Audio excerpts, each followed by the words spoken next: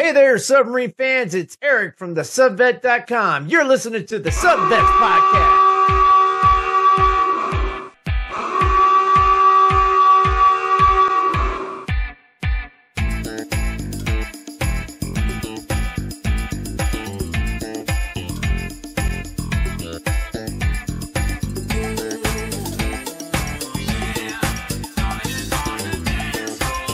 The Subvet Nation, let's ride. Man, battle station missile for WSRT. Spin up all missiles. Welcome aboard, Submariners. I am Dave. And I am Eric. And this, as Eric just told you, is the Subvets Podcast. Glad you're with us today. Remember, you can check us out online at thesubvet.com or on Facebook. Just go to Facebook.com/group/thesubvet. You can participate. Also Twitter/subvet. I'm really finding the Twitter culture interesting, Dave. There's a lot of people just prefer to be on Twitter other than Facebook. Well, that's because Twitter isn't selling your information, isn't turning your information over to the FBI every time you say something.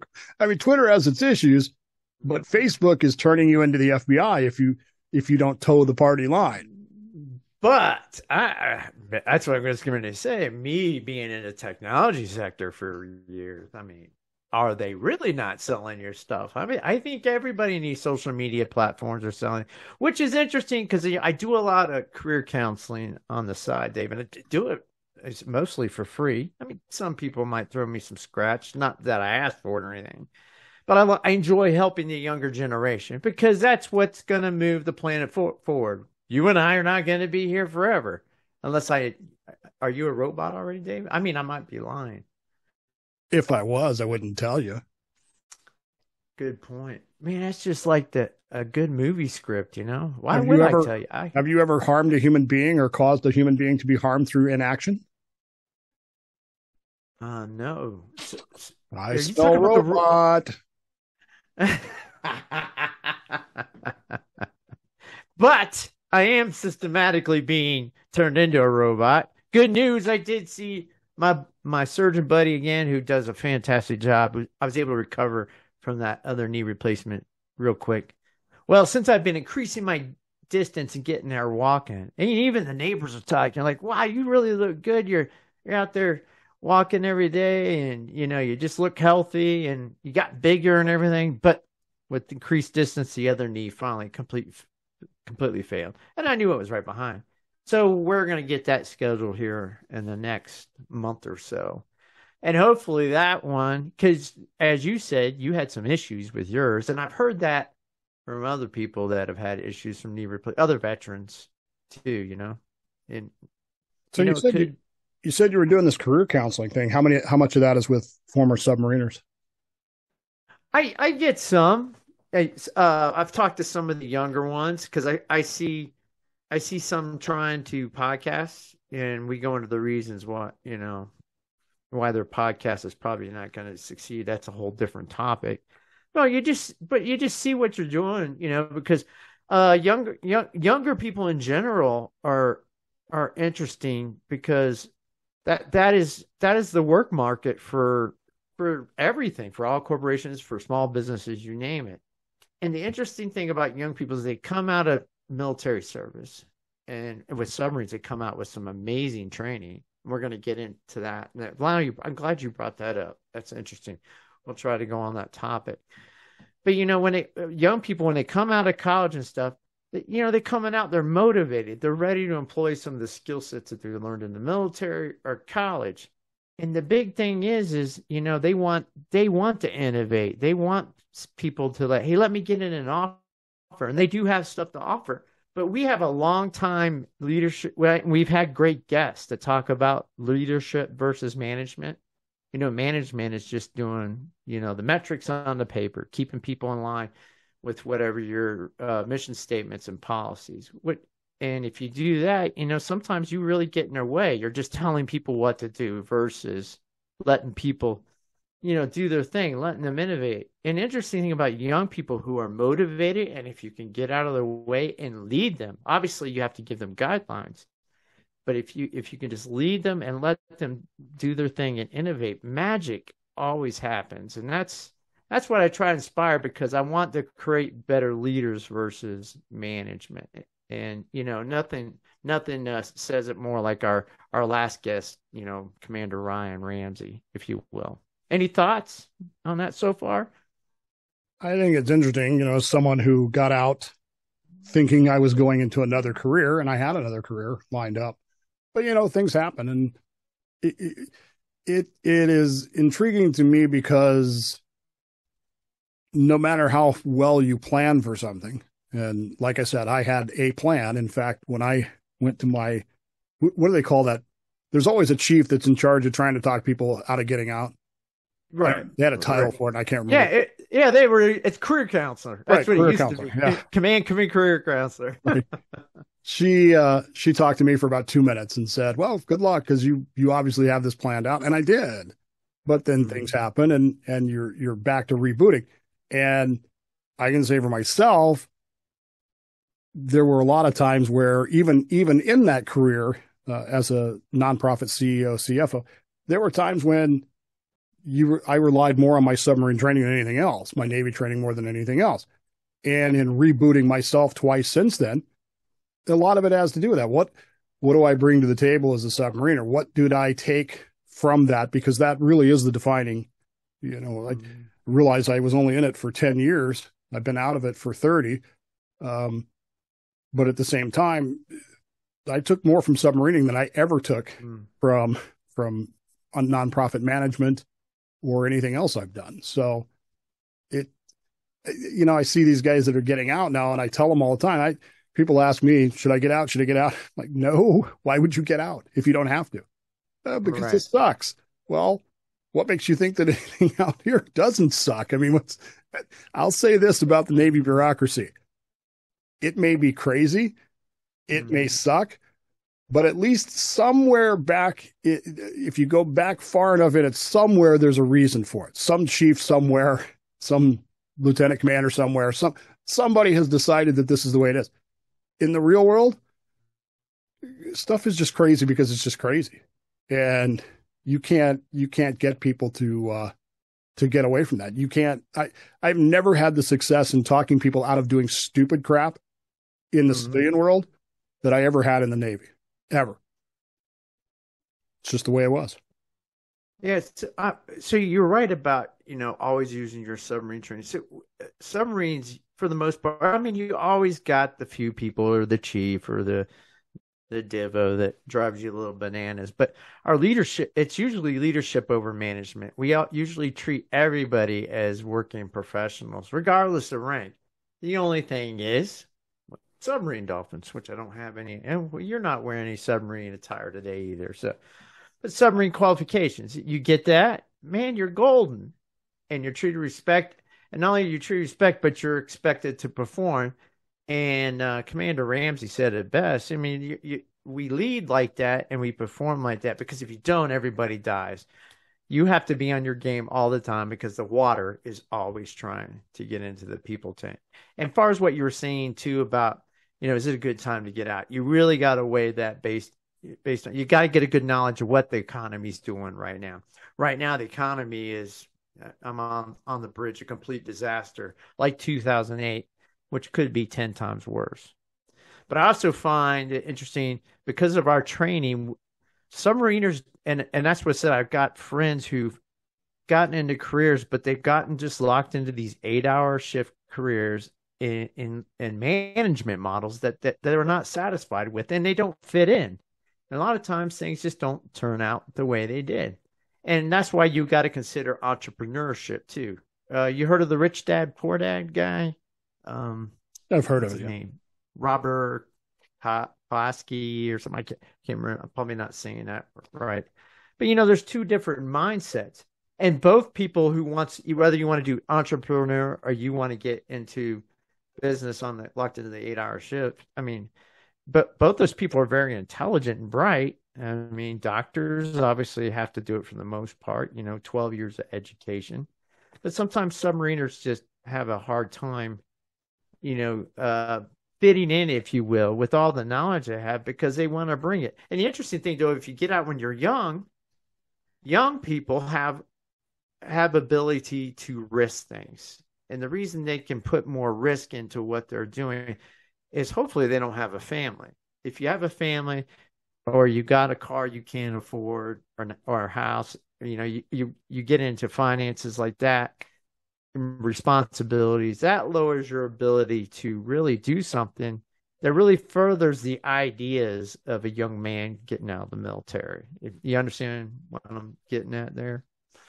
Yeah, I do. I just, I think back to my own experience in getting out. On June 20th, I was a first class fire controlman, petty officer, class commander, when I would tell somebody to do something, they would do it. On June 21st, the day after I got out, I was an HR manager for a nonprofit company. And I told somebody to do something and they looked at me and said, why?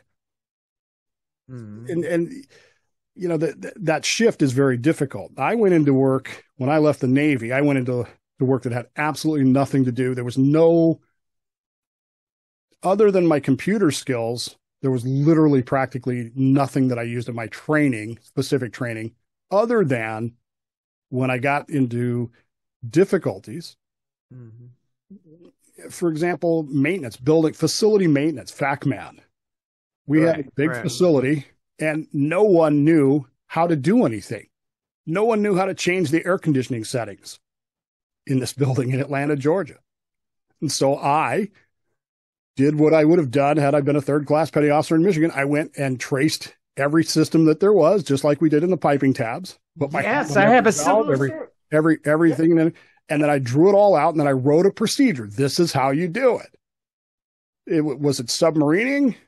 Not specifically submarine equipment, but without it, as far as I know, they still use those procedures today, 25, 30 years later. But yeah, it was like nobody ever, I like the way it taught me to think more than anything else. And that is something that I've carried with me most of my life. So it was the same exact thing. I mean, just different companies, if you will. So, I had my choice there, getting out of Cape Canaveral with the either Lockmart and doing, book. They usually offer like books publishing because I didn't have my college degree. So you have to, promise you're going to finish your college degree for you to get into any kind of engineering roles. But we ran into this guy at a bar, if you will, in Cocoa Beach. Me and Patrick, the guest we had on before. And, he overheard us talking because we were both getting out at the time. Well, he got out before I did, and he worked for NEC America. And he heard the electronics part, and he's like, man, I need all the people electronic experience. Yeah. So next thing you know, we're both getting training in supposed field engineering. I didn't really call it engineering level. It was cool, but different. But we got to play with sonic fiber rings, which is the backbone of all communications we use today. But I didn't like traveling and being on a plane 3 times a week because you find out real quick that not all pilots are the same, or they could be Navy pilots. They just want to get down, hit that deck, and everything falls out of the overhead, or you're landing sideways. But that wasn't for me. I'd rather be on a submarine 1,000 feet than flying a plane all the time. So I was able to get in with Sprint as a contractor, and they were having a problem with the new it was broadband equipment. But it looked similar to the fire control, if you will. You got rows of equipment, right? We've discussed this before, your type 1, type 2, type 3 assemblies. And they kept blowing cards on this new equipment. And I did the same thing. I went into ground fault isolation. That's like the biggest thing we do because of water contamination. And I got my multimeter out. I took off Amphenol cables. I tressed it out. I said, it's in the back plane, and it's in that car position, and that's what's blowing this whole thing. And I got hired that day with Sprint, and that's how I started my telecommunication career. And I ended up doing the same thing as you as I ran into issues and problems. There was no set procedures, and you found yourself writing procedures to help everyone. It's funny, you cannot get it out of your head. I even put a yellow cover on it on the notebook. Yeah. It's just funny. Well, I built websites because they didn't even have a website at Sprint then. I mean, I built a website and I put all the procedures using, HTML. I taught myself HTML. I mean, the Navy didn't teach me that, but submariners are usually smart. So it didn't exist when I was Was there Yeah, it was just crazy. It's just different. that difference though? You mentioned that difference between, I don't like to fly, I'd rather be on a submarine, and of course you run into people that are like, you people on submarines are crazy, I'd rather be in an airplane. What is it that makes us different? What is it that causes submariners to say I'd rather be on a submarine than say an airplane or a tank or a semi truck? What Elevator. I hate elevators in tall buildings, and I know why too. Well, I mean, I can see why, but what is it that makes most of us? I mean, if you ask the vast majority of former submariners today, most of our audience would say, "Hell yeah, I'd go back tomorrow if they'd take me." I have never felt as energized since I left the Navy. I haven't felt as energized as I did that day we finally got to tour the Kentucky, and look, my body's broken, it hurts. It got to that ladder. Man, I went down that ladder just like I used to, because it was like home. It was like, and happy to do it. Happy. Yeah. With a smile on your face. Yeah. What is it that makes us different that way? And how long has it been that way? Yeah. And is it still that way today with the younger veterans that, we're saying, why would you get out? But they are getting out. Some would get out of a tour because they have a bad experience. Usually, if you only do one tour on a submarine and you end up with a bad command culture or even a bad division, I mean, that could ruin your whole career if you're not willing to stay and work through it and I always said, if you can get past your first boat, and in my case, I got lucky. I got to go to multiple boats because of decommissioning. But if you can get past that, you're usually golden because you can see that there's other people. People are people. You're never going to get around that. But submariners are just unique how we operate, and I really enjoy being around submarines. And I'm just like you. I go on board a submarine. I'm gonna have a smile on my face, and I'm like, hey, can I go hang out with you guys? And I don't even care where you're going. Wife might not like that. Have we always been that way? The submariners always been that way? Do you think? One of my favorite movies is 1933's Hell Below. If you've never seen it, it's a very difficult movie to find. Occasionally it's on Turner Classic. But it's a World War I story about American submariners in World War I. Now, it is fictional, but it's based on some of the things that were actually happening there. It has a great love story, but it has a lot of command relationships in it. Mm-hmm. And it has Jimmy Durante, as the ship's cook. His name is Bowman. His name is Bowman. Right. And he's boxing a kangaroo. So it doesn't get any better than that. Plus they're fighting the Royal Navy shore patrols and stuff like that. It's a great movie, but they seem to have that same, they certainly portray having that same mindset that we had about what we do, not just what we do, but how well we do it. I have not met anybody in the submarine fleet that's ever said to me that our boat, they can tell you the most screwed up stories. Oh, our CO is this screwed up. Our Divo is this screwed up. Our Chief is this screwed up. Our LPO is this, but it's still the best boat in the fleet. I've never run into anybody that says, no, we had the crappiest boat ever and we were a danger to everything. We should have been welded to the pier. We were that dangerous. Mm-hmm. Nobody's ever said that. And the crew, what would you call the stick to itness? I don't have a word for it pop in my head, but yeah, even the guy you don't like, if you're out in a port in a bar or something like that, and a guy gets into trouble, everybody's got his back. Yeah, and maybe a third of the crew don't even like him for whatever reason. I call it the us versus them theory. Yeah, the us versus them theory. It changes with scale. So in your division, maybe the seconds don't like the thirds or vice versa. But when your division is taking on your department, it's your division. And when your division is taking on the forward compartment, the ops compartment, or the engineering compartment, then we're a department, or then we're a crew. If you're out on a Tuesday night in Honolulu and you manage to get yourself involved with a scuffle with another boat, then it's your crew is all together, even though you don't. The us versus them scales, it changes with what you're doing. But there's something unique to submarine, and I don't know if either one of us can say we got it completely figured out, but there's something about it that just makes it, it's life changing. It's something that sticks with you until you die. And I hope, if those of us who believe in afterlife, maybe we'll be up there and, on heaven on a cloud, with your wings or whatever, going, anybody seen a submarine around here? I thought that's what it was going to be. Certainly hope so. Speaking of old submarines, there is an interesting article I came across today from one of the best websites out there for general military stuff.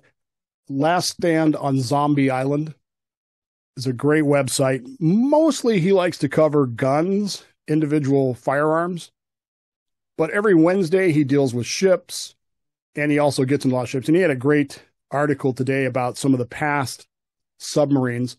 The title of the article is Bad Month for Submarine Museums, and he's not wrong. When you're dealing with museum ships, I don't think people understand what goes into that. The USS Texas, the battleship, was finally, after 40 years, right, taken to dry dock last week or the week before that. And they weren't sure it was going to make it. They were literally not sure that it was going to stay afloat long enough to get into the dry dock. That's how bad a shape that ship's in. But she's over 100 years old. I lived in the Central Valley of California for 20 years, and I used to go over the USS Hornet. Now, the Hornet and I have an interesting relationship. When I was a young man, and I lived up here for reasons, the Hornet was always right next to the Missouri, the battleship Missouri, until they brought in the New Jersey, and then they moved over. And I was always, here I am, this 14, 15-year-old kid down there, always begging these guys to try to get in there to get on the Hornet. The Hornet has a special place in my heart. Doesn't really matter why, but always wanted to get on her. I'd always stand there just staring at her for hours on end. So they finally make her into a museum ship, put her in Alameda. Well, I'm an hour away now, so I used to go over there. And, that first step aboard was like, man, I finally made it. Here she is. But I've just been appalled in the last couple of visits I made there. I've been appalled at what condition she's in. I mean, there are parts that are just literally rusted through. And you walk the flight deck and you're thinking, oh my God, am I going to fall through this thing in places? It's just really, it's that bad. The cost of maintaining these ships as museums, unless you have some special deal like the USS Missouri has in Pearl Harbor, or the Nautilus in New London, which just got a $36 million. I was going to say that. Yeah, they spent, but that's still borderline an active ship with the Navy. It's not active, but they treat it kind of like that. Yeah, well, and they got a crew and everything. They do the same thing with the Missouri. I don't know if they have a crew or not, but they take care of her. She's right there. I mean, right. But some of these other ships, I mean, I was there the day that they gave the Iowa to the Iowa Foundation. I can't remember the name of the group that took possession of her to turn her into a ship. I was there the day they opened her up, and that was amazing. But she was in such just absolutely horrific shape.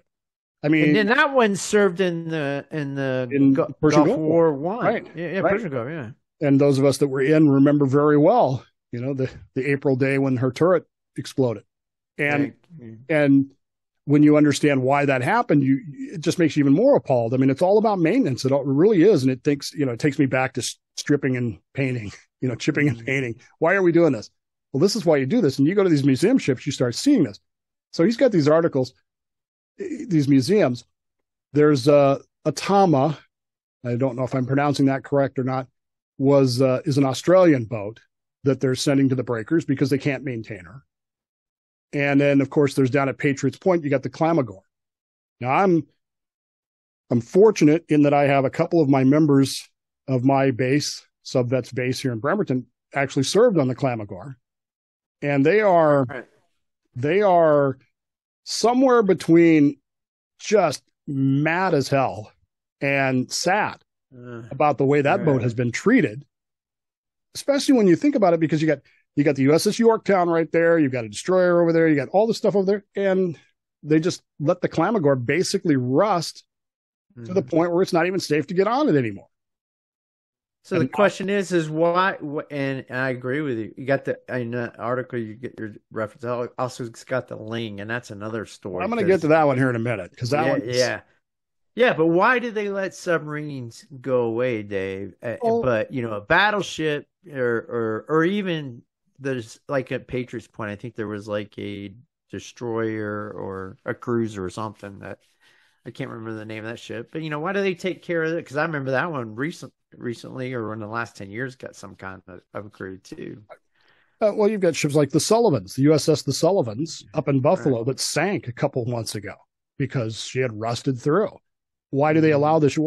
You take on these museum piece qualities and you got to understand that the maintenance is immense. I mean, it's expensive for one thing. That's, everybody complaining about, well, why didn't we make the aircraft carrier, the Kitty Hawk? Why didn't we turn it into a museum ship? Well, you can't maintain carriers as museum ships half her size. Who's going to pay for this? I mean, even the maintenance alone, okay, Eric, take the maintenance off the table. Let's just say for some reason the Navy decides, okay, we'll maintain it for you. Who's going to pay the liability insurance? Yeah. I mean, because people tour and get hit, and the ticket cost to get on board certainly doesn't pay for it. That's not enough. No, and so the Clamagore is particularly galling because Patriots Point apparently, at least according to their RFP, had the money to do this, and then didn't, and so they just basically put the money either into other ships or something along those lines. But the neglect here for the Clamagore has just been appalling. And then you get to the Ling. Right. Ling is a story that, boy, I just... and I remember this one being an issue just 15 years ago, my first website I ran on boats. Yeah. So the story of the Ling is, of course, she was a memorial. And, the problem with the Ling is the story is so convoluted. And what you believe about the story of the Ling depends on who you believe. If you believe this guy, then it's this. If you believe those guys, it's that. If you believe these other guys, then it's something completely different. Nobody seems to have a unified story about what happened. Now, I have always had some drawbacks about the Ling. Personally, I mean, she's not a combat submarine. She was launched in 1943, but for some reason, and nobody seems to know why, she was not commissioned until after the war ended. Now, whether they were testing other equipment, using her as a test bed, something along those lines, who knows? But she did serve, but not during the war. She is not a combat World War II submarine. Mm-hmm. But I wonder what went behind to actually even say that ship as a submarine memorial. Well, at the point, back when it happened. Yeah. At that point, because she was relatively new and hadn't been, beat up in the war or anything like that. So it made sense. She was in good shape, and I can see that. The problem is, of course, you get into financial deals for museum ships that make sense to you. Oh, this is great, but you're not thinking about the future. What happens in the future? What happens if this land gets sold, which is what ended up happening. Right. And so if you're the museum ship owners, you can move your little museum off site. You can move your little monuments off site. But what do you do with a submarine in the Hackensack River? What do you do? And nobody can answer. And so here she sits. And as of last year, there was I would call it strong Save the Ling movement. But that has subsequently been doused, I guess. And I've seen that off and on through the years. I can't say for sure because I got thrown off the Save the Ling website, their Facebook page. I got thrown off their website for asking a question about why is that, Dave? Why are you blaming this guy? And well, the thing is that they were blaming the entire organization instead of one person. And they made a false allegation about the one person being the leader of USSVI, which he was not. He was the local base commander. But they turned that into the whole. And I pointed that out. That's all I did. As I said, he's not the national commander. And I got thrown off of their website. I got called a coward and a liar and thrown off the Save the Ling website. And I said to myself at that point, this isn't going to work. These people, this is more about their egos than it is about actually saving this ship. And here we are 6 months later. Last winter, let's see. Which tends to be a problem in management, which we discussed earlier. She's been closed up now for more than a year, likely covered in mold. She has her list back, which only tells us that she settled back in place that the manifold system was stolen. They haven't blown tanks. At this point, my guess is the Ling is going to be declared abandoned, and the Navy is going to see that now the Navy's got to get back involved with this. What do we do with it? Because technically, the Navy still has some involvement here, and that's the problem with museum ships. So I like museum. Is the Navy involved with all museum ships in some degree, manner? Although not in pure ownership. I mean, they have to donate the ship for that.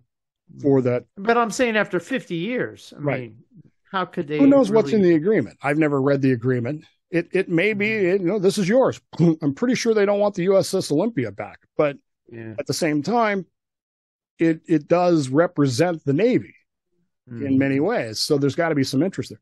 There are wonderful submarines out there. The Bowfin, if you ever go to Pearl Harbor, is in great shape. If you're ever in San Francisco, go see the Pampanito.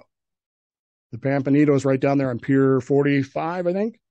And she is maintained by a group of volunteers that are, what's the word for it? They are hyper, man. They are really into maintaining this ship. And they maintain it very well to the point where they travel all over the country to get parts and stuff to put in there. The Cod in Cleveland.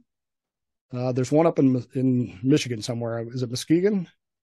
The Silversides, I think, is up there. Right. Right. What's the one that's up there? Just got out of dry dock in Great Lakes. That was the Cod last year. Cod, yeah. Where's that one? Is that Manitowoc? Cleveland. Or that was Cleveland. Yeah. You've got the Croaker up in Buffalo, which used to be in New London, by the way. When I was in sub school, the Croaker was in New London. Yeah. And that was kind of cool to go see that. And I went to the one there in Alabama. It's sitting out of the water, which I think is a great. If you can get it out of the water, you've done a lot of greatness for the boat. Yeah, the Batfish is in Tulsa. That was kind of funny a couple of years ago. I mean, it was funny, but it wasn't funny. So the Batfish has been on land for 30 years, 40 years, and so they had those epic floods in Oklahoma a couple years ago. Yeah, it looked like it was underway. Did it lift it? Yeah. I remember seeing that picture of that one flood. It probably lifted it out of the water. You're like, oh my gosh. I haven't kept up with her status. I don't know. The Albacore is up in New York somewhere. I mean, the Dolphin is in San Diego. There are good examples of museum submarines around the country, but they all require a level of support that I don't think people think about. And, I personally, I never had a problem paying $13, $14 to see the Pampanito every time I went to San Francisco. It didn't bother me at all because I knew that these guys were doing a great job with it. I can't even stress to you how good of a job they do. But at the same time, some of these ships, obviously the Clamagore, Ling, this Australian boat, they don't get the same love. And if you don't give them the same love, then they're not. I mean, Texas. What would you say that is the reason that we should keep museum ships around? I mean, from a pure historical standpoint, they are example. For example, Texas. Texas is the only surviving dreadnought class battleship in the world. I believe there might be one in Russia, but certainly in the Western world, it's the only example of the dreadnought class battleship, and she's the only. I believe, if I'm not mistaken, she may be the only World War I veteran ship that we still have. There might be another one. Olympia is the same way. The cruiser Olympia. Great White Fleet. Great White Fleet. I think that there's value in them because they remind us of things. It's like history. I'm going to talk tomorrow about what is history. I'm doing a show on what is history tomorrow. And when you really get down to it, there's 4 reasons for history. For writing it down or preserving it. Education, teach people this is what it is. Entertainment. Maybe imagine trying to make the movie Down Periscope Yes. without the Pampanito. That's the USS Pampanito starring as the Stingray. They've made lots of movies. Right, but they filmed her. They filmed that on her. They didn't build a set. They used her. Entertainment, education, analysis. Let's figure out what happened. But the main reason you'd write history is for celebration. These remind us of things that were accomplished by men, women, people who did something very hard and very difficult. Not only manned them, but also the people that built them, maintained them, preserved them. So I think it's a celebratory, very Herodotus in its way of history, very celebratory. And so when we don't celebrate those things, by the way, I don't want to give my show away tomorrow. If you happen to be up listening early in the morning at 5 a.m. at WMMB, one of the things that when it comes to history, when you run into a tyrannical type government, the first type of history they erase is celebratory. It's the first thing they get rid of. Statues, anything that celebrates accomplishments, they get rid of. Why? Because you don't want people to have that. People don't generally pay attention to analysis. They'll pay attention to entertainment, that they blow it off as entertainment. And when it comes to education, maybe they listen, maybe they don't. But when it comes to celebration, man, people love celebration. Why do we shoot fireworks on the 4th of July? Mm-hmm. Anybody know?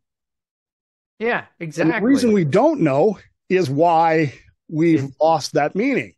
We lost continuity. Yeah, it's the same thing with these ships. And, for me personally, going on a museum ship is always a very humbling thing, because, I think about the things that happened on this ship. How many men died on Hornet when she was hit by kamikazes and various things and hurricanes and blah, blah, blah. When I think of when I'm on the Pampanito and I'm standing in the control room and I'm leaning against the periscope, how many times did somebody do this? How many times did people dial into the TDC with, the firing of the torpedoes? And it kind of takes me back, but it's celebrated. And a great reason to, watch the USS VI. One of their main thing is always going back to the 52 submarines that sunk in World War II. And a reason why war is bad. And we should really, really think about it before we get into a large war like that, Yeah, and while we're on the subject, there was an article on War History Online. It got posted on the site, the USS Greyback, SS-208, and talking about the Hornet, and all the casualties. So this boat got lost after. It was in combat. I think it says in the article they do have proof after finding it was a great thing. There's an organization that found it, which we can talk about that if we got a minute. Kind of running out of time now. But the fact that an airplane hit a submarine with a torpedo and blew up the whole back of the sail, that whole area. And can you imagine being on board that submarine when that happened? And if you were still alive and why it was sinking, and the whole, imploded on the way down is what they found out about it. So they finally found her after 100 years. So museum ships is right. It's a good connection that, it's celebratory, but it gives honor to the men that were lost in war, and especially these 52 boats, Well, and there's other stories too. The Lost 52 project also found the USS Stickleback, which is a submarine, World War II submarine that was serving during the Cold War, that was accidentally sunk when I was actually talking to a guy who was there past Saturday. They're doing a head full. They're running deep, test depth, fast. It was old World War II Vallejo class submarine. Right. They lose power, so they do an emergency blow, come to the surface right in the way of a destroyer escort that just hit them. Boom! Almost cut her in half. But they were holding her up, so they didn't back out like they say never pull a knife out of a wound kind of thing. So the destroyer escort did the right thing. They stayed right there, ran lines over. They had her safe. Right. And then the rescue ship came in, and instead of going on the outboard side, demanded to go on the inboard side. And that pushed the destroyer escort away. And of course, as soon as they pulled the knife out, down she went. They found her. I actually interviewed a guy that was an officer on board that boat 15 years ago. If I can pull that out and I can find it, I'm going to post that. because he talks about that whole incident with the stickleback. I was talking to a guy that was there. He wasn't on the yeah. stickleback, but he was there on one of the other boats that was dealing with that. So anyway, that's why. And I think that speaks to the question that we asked earlier about, are we the same? Are submariners today, yesterday, the day before, are they the same and in the future? Yeah, I think we are. But technology changes. But you know what? Despite the technology changes, and I'll close with this little story. When I was in Hawaii, 1985, there were three of us: myself, Leroy Smith, who was a missile tech, first class, and our bull ensign, Hal Skoog, went on the tour of the can't think of the name of her now, the one in Honolulu. The Bowfin, right? Yeah. So it's like a 45-minute walking tour. You got this little tape recorder thing you hold up and it tells you what you're looking at and stuff like that. Well, of course, we ditched those. We were on this boat. So here's three qualified sailors from Michigan on the Bowfin, 1985. We were on that boat for about 4.5 hours. We qualified Bowfin. And if we'd had fuel in the bunkers and screws on the end, because they take the screws off the props when they make them museum ships, we could have taken her to sea and been got it underway. Because the technology changes, but it still all works the same. And the submarine sailor does not change, like we're kind of saying too. Periscopes might be Xbox controllers and stuff like that, but they still do the same thing. Diving systems still work. They still do the same thing. And it's just a matter of catching up on the technology. And I think submariners today are just like we were, and we were just like they were, and they were just like them were.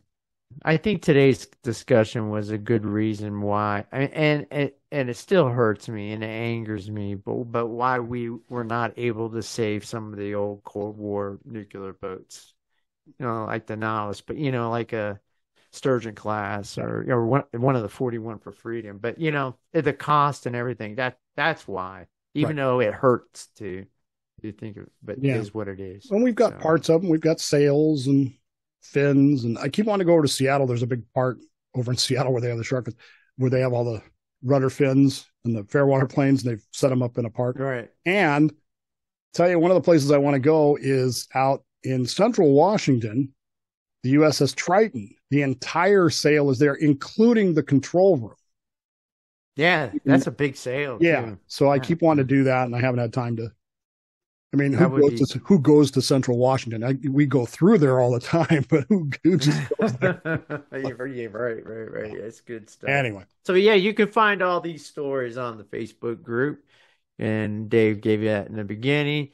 And along Lost 52 Project, we don't have time to go into that, but those guys have been around for a while. It seems like they got some great funding and using Japanese, what do you call it? War, logbooks. Yep. Using logbooks, documenting, their strikes, and when we did the same thing, and that's how they've been able to find these boats, and they're still looking for these boats. So go on the Lost 52 Project, just Google it, you'll find it.